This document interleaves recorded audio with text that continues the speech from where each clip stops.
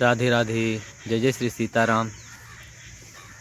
मैं योग वासिष्ठ महारामायण पढ़ कर के मैं वीडियो में यूट्यूब में डालने का उद्देश्य मकसद ऐसा समझ सकते हैं। मेरा लंबे समय से बोलने का संकल्प रहा है। लगभग 25 साल से, बाल्यकाल से मेरा कुछ बोलने का संकल्प लंबे समय तक रहा। दूसरा, दुनिया में लोग अज्ञानता को बढ़ाने वाले, बातों का अज्ञानता को दृढ़ करने वाले ही हर प्रकार से दृश्य का प्रचार कर रहे हैं। तो हम संतों के और गुरुओं के चरणों में यदि हमने कुछ सीखा, इतना सीखा कि मेरे गुरुजी यही एक बात हमेशा बोलते हैं कि यदि आप सत्संग नहीं करोगे तो कुसंग होगा ही। इसीलिए हमको सत्संग करने का प्रयास करना चाहिए। मन को कहीं न कहीं व्यस्त करना पड़ेगा। सत्संग नहीं होगा तो कुसंग ऑटोमेटिक होगा। इसीलिए हम सत्संग का प्रचार करने की कोशिश करेंगे। हम अपना कुछ नहीं है, सिर्फ कोई भी ग्रंथ उठाया, पढ़ा, दो वाक्य, 2 लाइनें संतों के वचन सुन लिए तो वो हमको ज़िंदा रखता है। हमारे को पूरा मिट्टी मिलने, संस्कार को, हमारे अज्ञान को मिट्टी में मिलने से बचाते हैं। बीच बीच में सफाई होता रहता है। ठीक है। दूसरा ये है, जब गंदगी फैलाने वाले, अज्ञानता फैलाने वाले लोग बहुत ज़्यादा हो गए हैं, हर जगह अज्ञानता का ही प्रचार, तो ज्ञान का भी प्रचार हो। जिसको अच्छा लगे, जिसको श्रवण करना है, जो भाग्यशाली हो, जो सत्संगी है, जो संत है, उनकी हमारा सेवा हो जाएगा। और इससे हम भी जब श्रवण करते हैं तो उससे हमारा भी मैल कुछ धुलेगा, हमारा भी सत्संग हो जाएगा इस भाव से। और कुछ संतों का भी हमें आशीर्वाद और आज्ञा कृपा प्राप्त हो रहे हैं धीरे धीरे, अपने बच्चा समझ करके आगे। बस यही है। दूसरा ये कहूँ कि मनुष्य जन्म का उद्देश्य क्या है, इसको जानने के लिए शास्त्र ही हमें सही ढंग से बता सकते हैं। अब हम थोड़ा से श्रवण करेंगे। ये सभी के लिए है ग्रंथ का। ये आज का उद्देश्य विशेष रूप से विरक्त एवं विवेक युक्त ज्ञानी तथा भोगासक्त मूढ़ की स्थिति में अंतर, अर्थात ज्ञानी और अज्ञानी में अंतर। एक लाइन को समझिए। जगत को मिथ्या मानकर उसमें आस्था न रखने वाले, जगत को मिथ्या मानकर उसमें आस्था न रखने वाले, संसार में प्रेम न रखने वाले, देहाभिमान को छोड़ने और अपने विशुद्ध स्वरूप में स्थित होने का उपदेश। संसार के मोह माया को कम करो और उसमें प्रेम करना कम करो और अपने परमात्मा में उपदेश हो, इसके लिए स्थित हो, इसके लिए आत्मा पद में स्थित हो। इसके लिए भगवान वशिष्ठ जी उपदेश कर रहे हैं। श्री वशिष्ठ जी कहते हैं, रघुनंदन, जिनकी बुद्धि भोग और ऐश्वर्य के द्वारा नष्ट हो गई है, जिनकी बुद्धि भोग और ऐश्वर्य के द्वारा नष्ट हो गई है, ये भोग, सुख भोग अधिक मिलना और अधिक ऐश्वर्य, हर प्रकार का आपको भोग की वस्तुएं, घर द्वार, मान सम्मान, परिवार, सब कुछ मिल जाना, ये आपको संसार के मोह में डुबाने के लिए बहुत बढ़िया एक साधन है। जब दुख होता है तब विवेक की जागृति होता है, जब सुख सुविधा मिलता है तब विवेक, शीतलता के प्रभाव में आने से जल बर्फ जैसा पत्थर बन जाता है, वैसे ही अत्यधिक सुख ऐश्वर्य विवेक को अज्ञानी और मूढ़ बनाने के लिए कारण होता है। इसीलिए कहे हैं,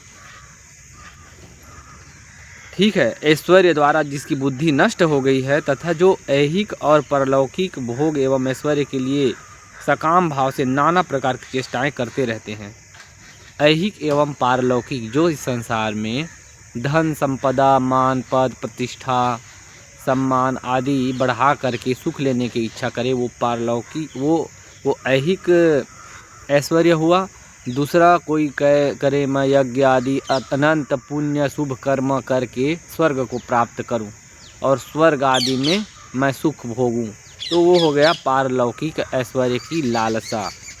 और ये जो है, जो सुख के कामना के लिए इस लोक में और परलोक में सुख के कामना के लिए किया हुआ शुभ कार्य भी, सकाम कर्म की जो चेष्टाएं हैं और जो ऐसा चेष्टा करते हैं सकामता की, ऐसे मूढ़ पुरुष सच्चिदानंद घन परमात्मा की ओर ध्यान नहीं देते, कह रहे हैं। जो लोक और परलोक में सुख समृद्धि और ऐश्वर्य की जो उद्देश्य से जो सेवा करते हैं, काम करते हैं, वो परमात्मा के तरफ ध्यान नहीं देते। इस कारण उनको परमात्मा के यथार्थ स्वरूप का अनुभव नहीं होता। ठीक है। जो पुरुष विवेक युक्त तीक्ष्ण बुद्धि की चरम सीमा को पहुँचे हुए है, जो विवेक युक्त पुरुष, विवेक किसको कहते हैं? जो भी हम कर्म करते हैं उसका परिणाम में क्या आएगा ये समझ करके उसके अनुरूप कार्य करते हैं। अर्थात आजकल देखते हैं बड़े बड़े अच्छे अच्छे प्रतिष्ठित लोग हैं, गुटखा, शराब, बीड़ी, सिगरेट क्या क्या उपयोग करते हैं, और पढ़े लिखे हैं, शिक्षित, उनको पता है कि इससे हमें रोग हो सकता है, इससे पैसे का भी नुकसान है, स्वास्थ्य के भी नुकसान है, फिर भी वो उसका त्याग नहीं करते। क्यों?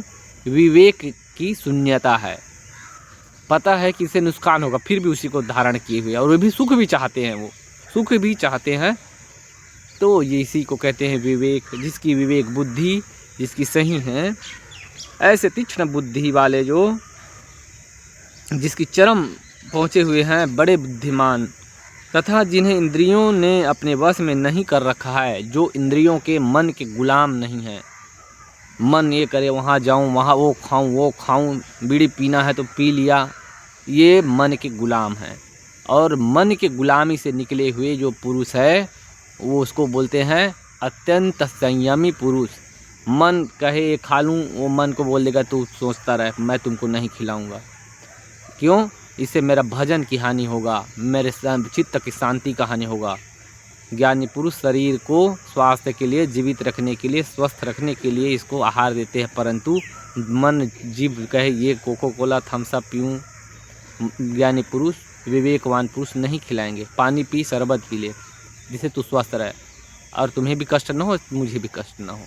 शरीर को अपने बालक की तरह, जैसे एक मनुष्य, एक कृषक अपने बैल, अपने गैया को कैसे सेवा करते हैं, उसका चिंता रख के, वैसे ही शरीर को वो चलाते हैं अपना साधन समझकर।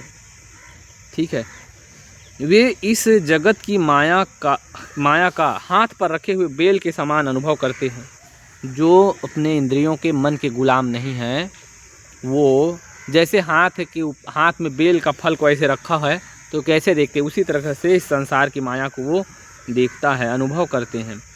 जो जीव विवेक पूर्ण विचार से युक्त है, वह इस जगत की अहंकार मूल माया को तुच्छ जानकर उसी तरह त्याग देते हैं।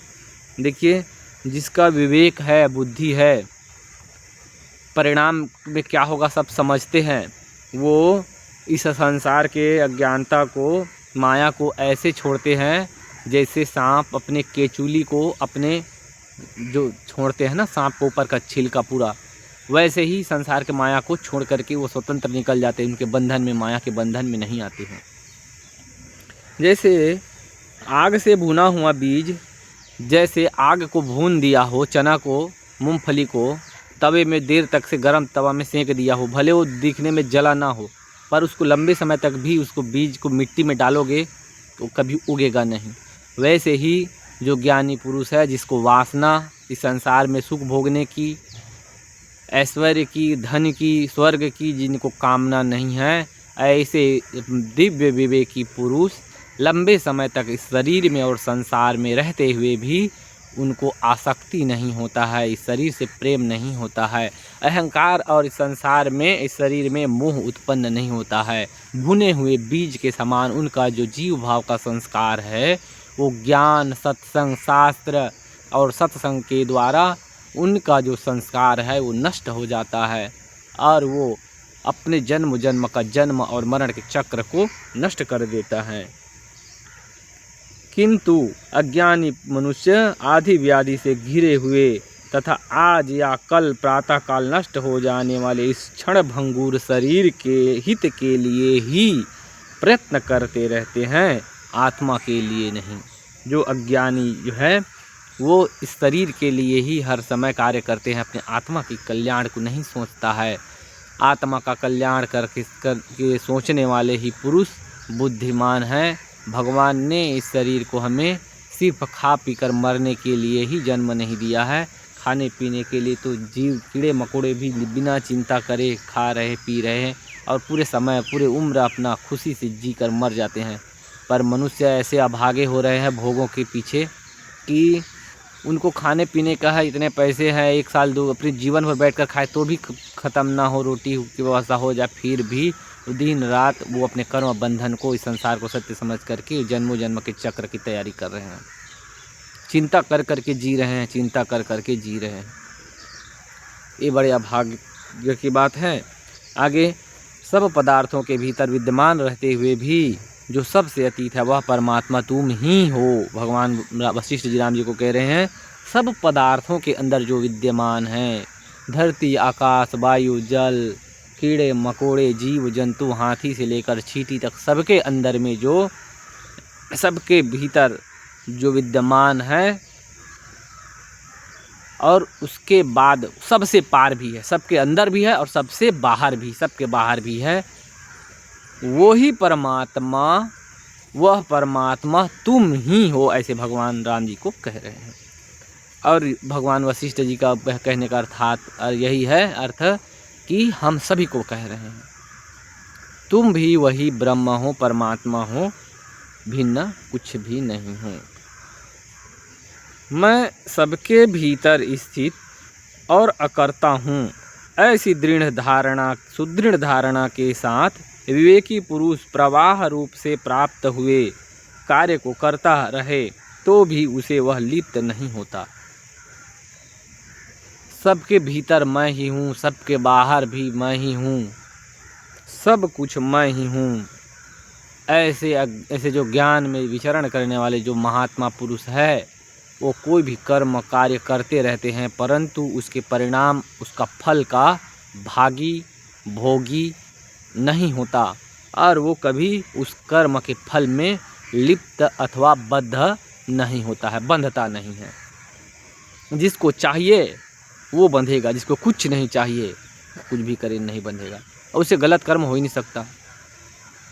जो कामना रहित है, जो वासना रहित है। वो आगे थोड़ा सा और है, एक छोटा लाइन, मैं यह दृश्य रूप कुछ भी नहीं हूँ, कह रहे हैं, मैं यह दृश्य रूप कुछ भी नहीं हूँ किंतु साक्षात सच्चिदानंद परमात्मा हूँ। यह दृश्य रूप जगत कुछ नहीं, मैं साक्षात परब्रह्म सच्चिदानंद परमात्मा हूँ। ऐसा निश्चय करके तुम अपने सर्वोत्तम स्वरूप में सदा स्थित रहो। राम जी को कह रहे भगवान वशिष्ठ जी, हे राम जी, मैं यह दृश्य रूप कुछ भी नहीं हूँ, ये शरीर मैं नहीं हूँ, है ना, किंतु साक्षात सच्चिदानंद परमात्मा हूँ। सद मतलब सदा, चिद मतलब सब जगह, आनंद अर्थात आनंद स्वरूप, सुख स्वरूप परमात्मा हूँ। ऐसा निश्चय करके तुम अपने उस सर्वोत्तम स्वरूप में सदा स्थित रहो। सर्वोत्तम जो सबसे उत्तम है और तुम्हारा वास्तविक स्वरूप है, अर्थात तुम वही हो, वही सच्चिदानंद परमात्मा ही तुम हो और उसी अपने उत्तम वास्तविक स्वभाव में सदा उसी में अनुभव करो कि मैं परमात्मानंद सच्चिदानंद आत्मा हूँ, मैं हूँ, उसी में मैं भाव को स्थित करो, उसी में स्थित रहो। ऐसे भगवान राम जी को कह रहे हैं, जिसमें श्रेष्ठ साधु ब्रह्मवेत्ता स्थित पुरुष स्थित हुए हैं, जिसमें श्रेष्ठ साधु ब्रह्मवेत्ता पुरुष स्थित हुए हैं, जिस ज्ञान में संत लोग स्थित हुए हैं उसी में स्थित रहो। अर्थात सिर्फ राम जी को नहीं कह रहे हैं कि सिर्फ ऐसे नहीं समझना कि राम जी बस है भगवान। जैसे कि सागर से 1 लोटा पानी निकाल दो तो लोटा सागर से बाहर हो गया तो 1 लोटा का पानी हो गया, उसी में वापस उड़ेल दो, तुरंत समुद्र हो गया। वैसे ही यहाँ उदाहरण दिए हैं, जो परमात्मा है वही आत्मा का अंश, परमात्मा का अंश आत्मा और परमात्मा एक ही है। अज्ञानता से, अहम भाव से ही अलग दिखता है। मोक्ष जब ज्ञान की प्राप्ति होने पर तो जितने भी महापुरुष लोग जहाँ स्थित है, जो ज्ञानी, जो साधु है, जो ब्रह्मवेत्ता है, जैसी स्थिति वही राम जी का स्थिति है। जब राम जी का अवस्था है वही एक सच्चे साधु का है, साधु का मतलब रंग कपड़े पहनने से नहीं होगा। साधु मतलब जो अपने आत्मा को, परमात्मा को वही मैं हूँ ऐसे समझता है, वही सच्चा साधु है, वही ब्रह्मवेत्ता पुरुष है। और राम जी कहते हैं ब्रह्म ज्ञानी को खोजे महेश्वर, ब्रह्म ज्ञानी आप परमेश्वर। ब्रह्म ज्ञानी की जाए मिथ्या न एक आखर, मतलब एक अक्षर उनका मिथ्या नहीं हो जाता है, और अपने आप पर ब्रह्म है, सबका ईश्वर है। ऐसे गुरु नानक देव कहते हैं गुरुवाणी में। हम गुरुवाणी भी श्रवण करेंगे, उनका भी अध्ययन करेंगे, उसका भी आनंद लेंगे। जब भगवान की कृपा होगा तो वो भी श्रवण करेंगे। राधे राधे। आज के लिए इतना ही।